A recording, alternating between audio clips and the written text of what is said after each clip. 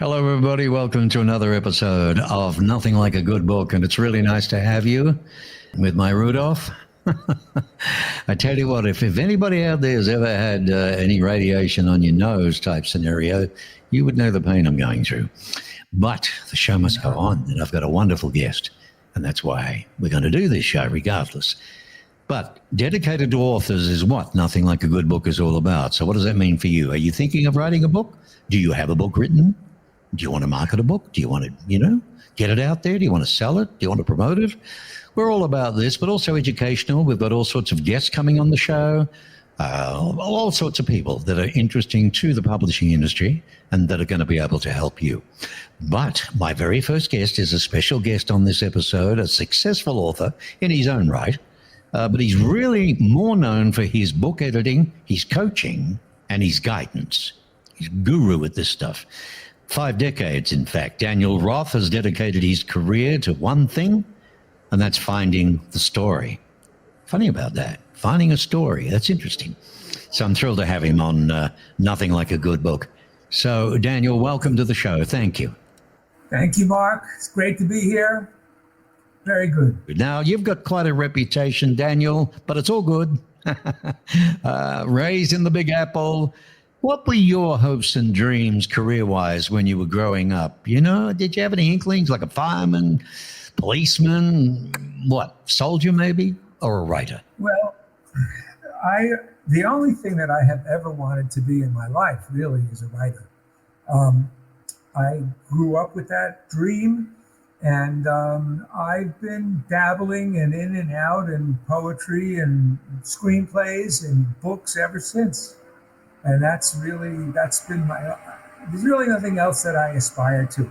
And now I'm working as an editor and helping as many writers as possible. That's really what my goal is now. I want to. Right. So you graduated from the University of Wisconsin, then on to Columbia, where you got your master's degree in English education and a bachelor's degree in English from the University of Wisconsin.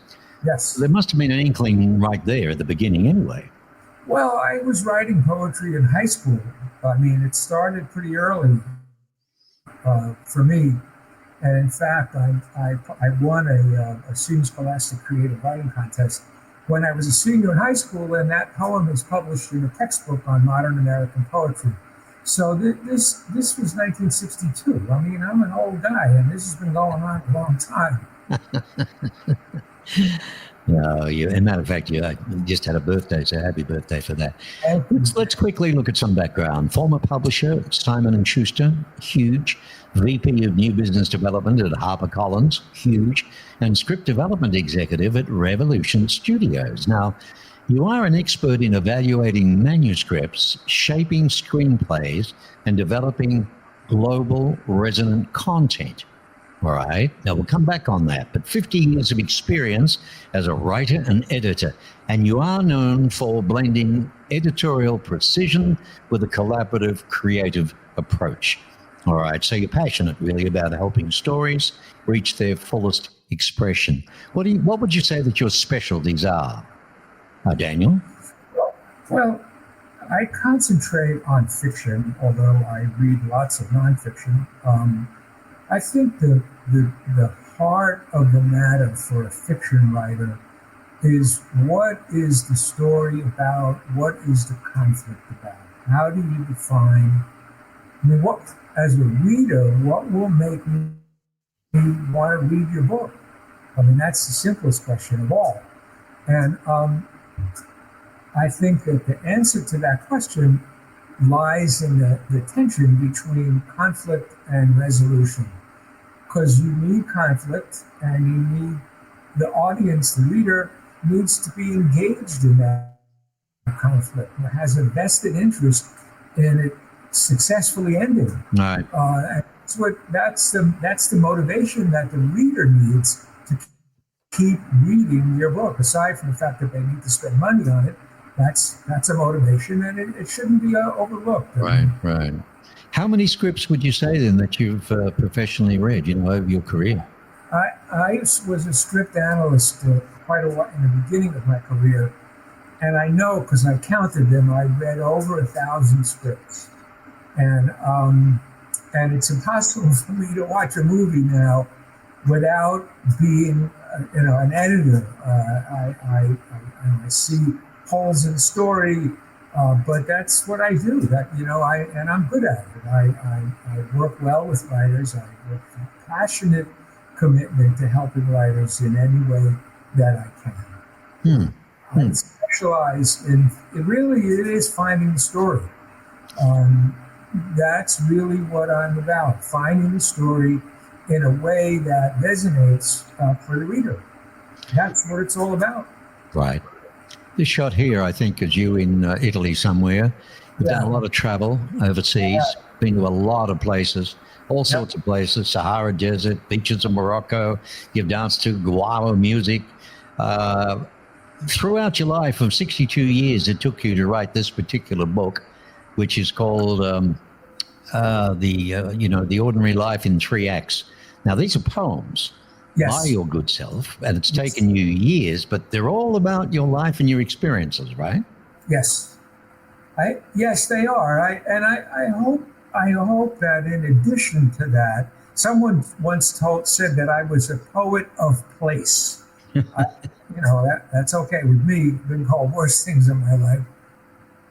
I just want to help. I want to help bring books into being. That's really what I'm about. Well, let's look at your career highlights. Because if anybody's watching now and you're seriously needing a top editor and someone, it's more than editing. Yes. It's being able to get the best of your story to make sure the thing's going to sell. Yeah. Yes. Everybody can sit down and write a book. It's all very well, but there's tricks of the game and what to look for, how to look for. This is what he does. Looking at your career highlights, look at all the stuff that you've done. You're an expert in evaluating manuscripts, screenplays, developing globally resident content. Okay, we touched on that before. What does that mean in your terms? The poems, I'll get back to that. The poems in my book are, yes, they are about place. And yes, they are about the experiences that I have had in many, many places all over the world. But the other thing that the poem is about, and this relates to the manuscripts, is I want to touch people in their heart. I want these.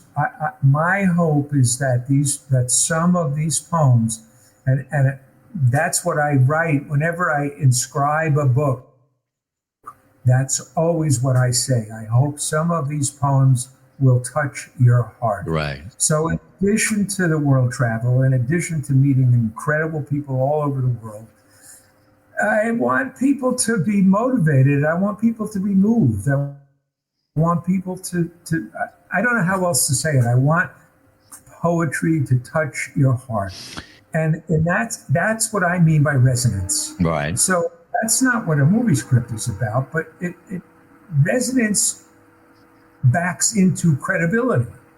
You've got to have credibility in your script in order for people to continue reading it. The easiest thing in the world is to put down a book. I put down a book.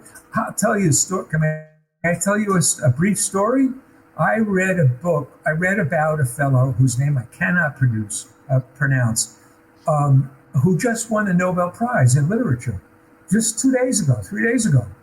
And I thought, okay, well, that's a pretty good recommendation. Right. And I bought a copy of it, and I read 20 pages of it, and I put it down. Now, that's shocking.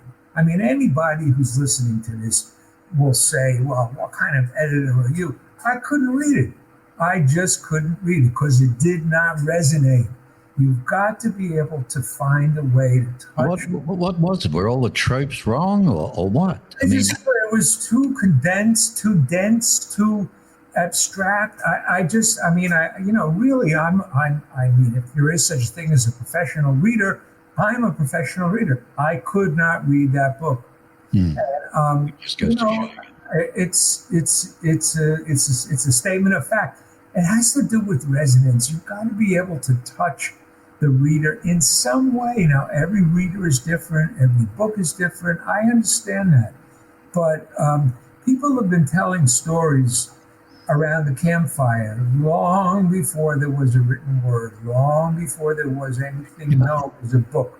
People have been telling stories since the beginning of, I don't know, it's the beginning of time. So I really don't know exactly. Nobody knows exactly. But stories are a human, they're a human endeavor. They make us human. They really do. Very much so. What I'm showing here is the Fickle Gods of Publishing. This is your site, the website. Yes. Folks, you can get hold of Daniel at ficklegodsofpublishing.com. But his book, The Ordinary Life in 3 Acts, what the 3 acts are the different age groups through your life or what? Yeah, yes, that's all they are. I divided, it was very arbitrary. I needed some organizing principle, and I don't know how I came up with it. There's a story, there's more of a story. Ordinary life to me has a great resonance. Again, there's that word, because I don't like puffery. I don't like things that are confusing because the writer wants to show off. The word that I use in my book, and it's very important to me, is reductive. I don't want you to impress me with your vocabulary, and I want you to tell me a story. Right. I want you to tell a story that I want to go along with you for the ride.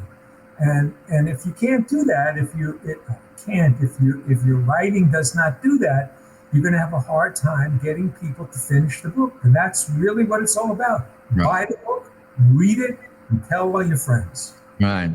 Well, the poems themselves reflect a joy, a curiosity, a love of what is best, most authentic in people, cultures all over the planet. And your love of the mysterious and the powerful erotic love poems, they're the icing on the cake in this particular book. Where can it be bought, by the way? Well, to the best of my knowledge, the only place it can be bought is on Amazon. And okay, that's it. I have not wandered into the swamps of retail book selling. I just it's Amazon or nothing, really. And that's okay. I've sold a couple of 100 copies, and I won't say I'm proud of the book because it's kind of self-indulgent, but I'm pleased with it. It reflects, if somebody wanted to know anything about me, they would know all about me after they read this. Somebody once told me, a good friend of mine said that they thought it was too revealing, it was too intimate. And I took that as a compliment, actually. But right. What can I do? I don't have any secrets. My life is just, it's all in that book. It really is. Listen, you've had a very interesting career. I want to go back a little bit to where you wouldn't. It's ironic with our interview with this soundtrack we've got, but how did you become a pioneer in the audio publishing industry? It's a $1 billion industry now, audio publishing, yes, so on, audio books. But go back then, boy, a pioneer. Where did that come from?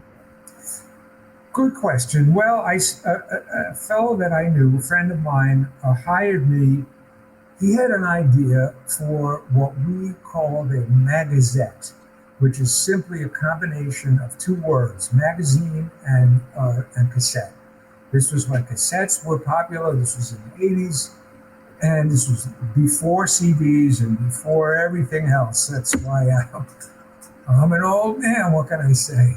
But I feel great. But anyway, so he hired me, and we created something called the American Arts Project.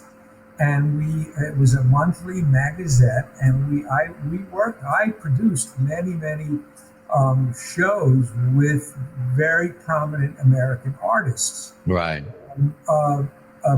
At that time, another company was just coming into business called Newman Communications. They had a distribution deal with Walden, and they really broke open the market. And the big publishers noticed that this was a viable industry. And I don't remember, probably a year or two after I was at Newman, and did quite well. and acquired some amazing books because it was early. And Simon & Schuster and Random House and Bantam, they all saw a new industry and they jumped in. And the publisher at the time of Simon & Schuster Audio hired me as editorial director. And eventually I was promoted to publisher. The division, we won 2 Grammy Awards, and we were the most, on a percentage basis, we were the most profitable division within Simon & Schuster. Really, and not only that, you won yourself a couple of. When you're moving on to the audio division, you won a couple of Grammy Awards. You and your team for Best Spoken Word. Yes, that was the winner of 2 Grammys and also the African Academy Award for Best Documentary. Well, that's a fast forward. That's a jump of roughly 30 years. Oh, I see. Okay. But yes, it's true. I won a doc. I have produced 2 movies. Make It Funky, which is about the music and the people, right, the culture of New Orleans. Mm-hmm. And then I directed and produced a show that I did in Africa, in Cape Town, actually in Khayelitsha, which is a township. If you're familiar with that term, those are the very down and out ghettos outside of Cape Town. Right. There's a school there called the School of Magic. I read about it in the New York Times, and I thought, what a great story. These kids come from nothing, and they travel to Las Vegas for the World Teenage Magic Championships.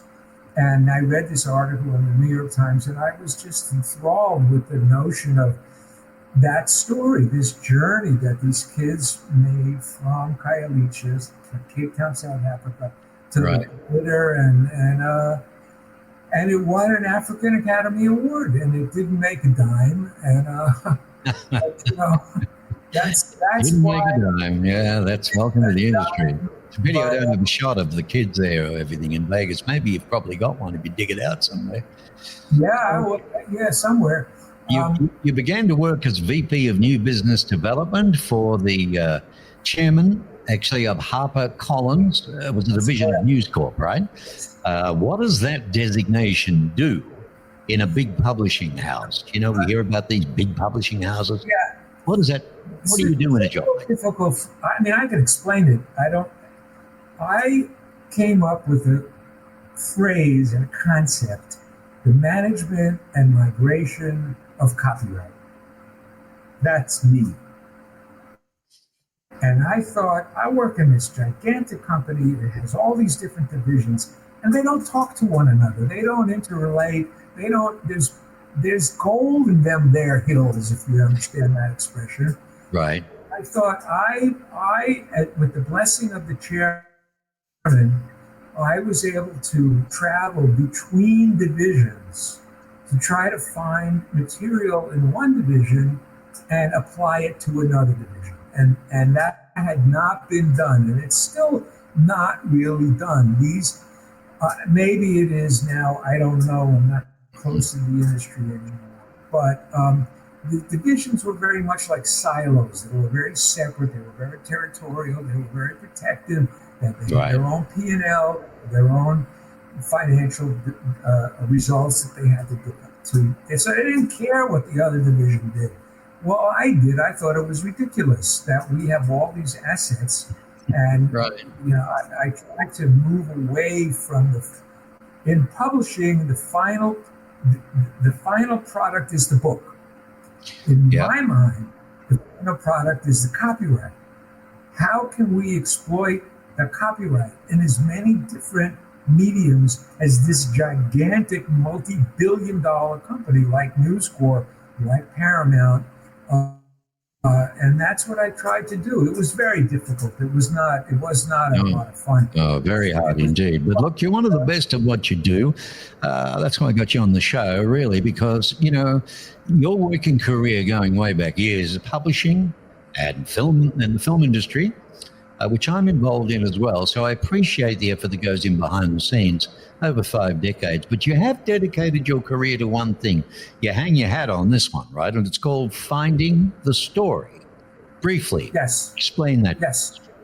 Well, every story is different, and especially if you're writing a book, there's going to be, I'm going to digress a little bit, but I'll get to your question. If you look at pretty much any book, at the back page, there's an acknowledgments page. And I urge every writer who sees this to read the acknowledgments page, because it includes a lot of people. There's a lot of people that go into the making of a book. And very much so. It's really important to understand that it's not just you sitting down to a computer and you're a genius and out pops the world's greatest book. It doesn't work like that. And I'm here to tell you that that's just not reality. Now, a lot of young writers, they're already accepting their Academy Award for the best movie script, and they haven't even written it. I mean, people get caught up in their own fantasies and their own wishes. Right. That's fine. That's okay. But the one word of advice I would give is don't give up and listen and find a good editor. Because I will say without a moment's hesitation that every serious writer needs a serious editor that they can trust, that they can listen to. I said this before, that writing a book is an act of ego. Submitting your book to an editor is an act of humility. They're very, very different activities.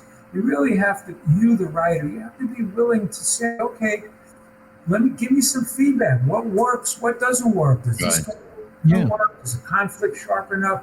And I always spend a time with my writers on the phone. I make no decisions. The decisions are not mine to make. I make suggestions. I ask a lot of questions, and the writer will take my comments and they'll do whatever it is they see fit. Well, I was going to ask you, I've got some questions in a brief time to do them in, so I want to get through these if we can. But what makes a good book? How important is it to have an editor? You have covered that one. It's critical to have an editor, right? You've covered what makes a good book. There's no doubt about it. Yep. What is the suspension of disbelief? Well, the simplest example I can give is that we accept the fact that Superman cannot fly. Oh, well, he can. But we accept it. I mean, we accept the fact that, getting confused. We accept the fact that he can fly, and so we suspend our disbelief. We don't go, oh, that's ridiculous. We accept it. It's an automatic acceptance, right? And that suspension of disbelief is critical in the telling of a story, because you need credibility. And the fastest way to lose, and this is true in movies too. I mean, I've not so much anymore because I don't go to the movies a lot, but you walk out of a movie if it's just too stupid. You stop reading a book if it's just, as I said, I read Nobel Prize winning book. I read 20 pages. I thought, oh my God, I'm going to burn in hell for this. But I couldn't read it. I just couldn't read it. Right. I really felt guilty about that. I did for, not long, but it's a Nobel Prize and I can't understand a bloody word. What's wrong with me? How does a writer know, Daniel, that his or her actual dialogue works? Good question. The biggest mistake that I see in dialogue is that the writer doesn't often make distinctions between the way a person speaks. We all have different speech intonations, language. There is a music of the language. And if all your characters sound exactly the same, it doesn't work. You've got different people, different motivations, different psychology.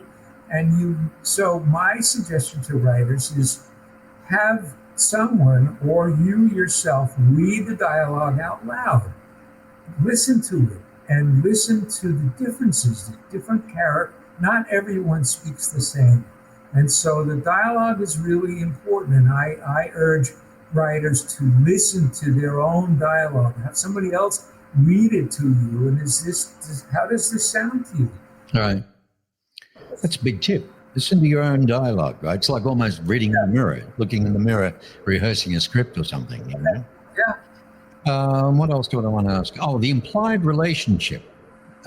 We've touched on that. Yeah. Between the writer and the reader. Yes. If that isn't there, they'll shut the book in 20 pages, if that. Don't tell anybody I did that, okay? All you writers out there, please don't tell anybody I closed the Nobel Prize winning book. That's my secret, Mark. Between you and I and your thousands of Yeah, listeners. right. So what kind of books do you read, Daniel, personally? Because, I mean, you know, you've got a stack of them all around you there. I do. I have tons of books. I'm constantly, if I'm not reading a manuscript for work, I'm always reading. I'm partial to intelligent books that have to do with espionage, thriller, detective, murder. Thrillers, yeah. Yeah, those are the kinds of books that I enjoy. I think this is probably true for everybody, but don't insult me with stupidity. I am not patient with stupidity, and make me think. Give me something to bite into. Give me something that has some. That way. I don't know if you can do it or not. People can contact you with this email address if they'd like to write to you, talk to you, whether it's to have a crack at you or whether it's to say, look, I could really do with some help. Yeah. Because that's what he's an expert at. That's what he's a guru at. And you want to be able to sell your book. So make sure you got it right. He's Daniel Roth 2025 at gmail.com. I'll leave it up. We touched on that. What's the name of the book that you read just recently? The one that I'm reading now? Well, off you go. This is the one I'm reading now. It's quite good, actually. It's Reluctant Sheriff. Oh, okay. I like books. I said before, somebody called my poetry of place. I'm very intrigued by books that take me to different places, the places that I don't know that I'm interested in, and so I like to read books from all over the world, and that includes Appalachia, which is where this book is set. I show me something new. Tell me something I don't know. I want to go to different places. That's the beauty of reading, and it's also the beauty of audio. It's the theater of the mind. Yep. Someone sits down with a book. I wonder what the percentage is of those that are reading that book are visualizing what the actual author visualized when he wrote or she wrote the book. Well, obviously, it's a good question. There's no real way to know the answer. That's right. I would think. But it's got to take you there. That's the relationship, right? Yeah, yes. Yeah, that's what's important. All right. Last question to you. What's a worthy adversary to you? Why? A worthy adversary. Adversary, I'm sorry. And why is that important? Well, a worthy adversary it really goes back full circle to the first question, which is what makes a good story. The answer to that, as I said, is conflict and resolution. Mm-hmm. So in the conflict part, you need to have there's somebody who's trying to get something done. Somebody is trying to accomplish something. It may be very difficult, but somebody's trying to get something accomplished. Right. And the adversary is trying to prevent that person from getting it accomplished. So it's a simple example would be a heavyweight boxing match. I mean, you want two guys in there who are basically the same size. You don't want a heavyweight fighting against a welterweight because it's just not, that's not a worthy adversary. Right. You've got to have somebody who can stand toe to toe with your protagonist, with your hero, and duke it out, because that's what the reader wants. That's the conflict that drives the story forward, and theoretically makes the thing. there will be. It's got to be read. Daniel Roth, been around for years, an expert. He accompanies the Fickle Gods of Publishing, which we've had up a lot. Specialties are editing, writing, documentary films, collaboration, motivation, and storytelling. The key is the man looks for the story. If there isn't any story there, you've got to find the story. Yes. So when it comes to writing, whether you're just starting out and you want to be on the right track 100%, then I would suggest that you go to this site. Okay, the Fickle God, what does that tell you alone? The Fickle Gods of Publishing.com. You can get hold of him there, or you can email him directly. It's up to you. Yes. And yes. Daniel Roth 2025 at gmail.com. So the deal is, my friend, it's been very interesting speaking with you. I wish you luck with what you're launching there, coming out of retirement to do what you want to do. Because, you've been doing it for a year now and you've had a lot of students. They're very happy. But if anybody wants to contact you, that's what they do there. And you can help them out, right? Anything they need. As I said to you, I am at a point in my life where I want to help. That's really the most important thing. And I'll stick my neck out and I will say that every serious writer, as opposed to unserious, every serious writer knows that at some point they need an editor. And it's not, I've had writers who go, oh, I don't need any help. Well, you know what? You do. Yeah. And that's okay. I mean, think of it, if you wanted to be a carpenter, and you would do well to learn from a master carpenter, because they know what they've been doing it for 50 years. Well, guess what? I've been doing this for 50 years, and I know more than most people, everybody. You know more in your left hand than what they've, done their whole life. Daniel, you've got to go. It's been an absolute pleasure. Thanks for being on Nothing Like a Good Book. Thank you, Mark. And good luck with your sales, too, of your particular book. But yours is a little different here. Great career, wonderful career. And thanks for sharing with what you have today, okay? Thank you, Mark. I appreciate it. Fabulous. Absolutely fabulous. So let's go to this one, because this is what we're about: discovering your book, promoting your book, and also selling your book. And the way I do it is I try to, a few days before we do, the interview, I like to test out, because everybody lives in different parts of the country. Sometimes the reception is so bad. Other times it's brilliant. 9 times out of 10, it's brilliant. But I get a bad one occasionally, and it's better to check it out a few days in advance. We had it perfect. I don't know why this went today, but it did. But never mind. I hope by the time we edit it all up, it'll be pretty good. Thanks for being with us. I appreciate it. Please, subscribe to the show. Tell other people about it. I like to help authors. Okay. There's a lot of scams out there, a lot of bad people doing bad things to people who don't know. You're not going to get that here. I'm as transactional, what he said, as much as you want. You can see straight through it. I don't charge too much. And you get a lot for it, believe me. So, and I work with good people. So keep that in mind. Nothing Like a Good Book. And you can see the shows on YouTube and also all over the place. They're distributed as well as video, audio. Okay. So in the meantime, it's been an absolute pleasure. And I really do hope that you'll come back for another episode.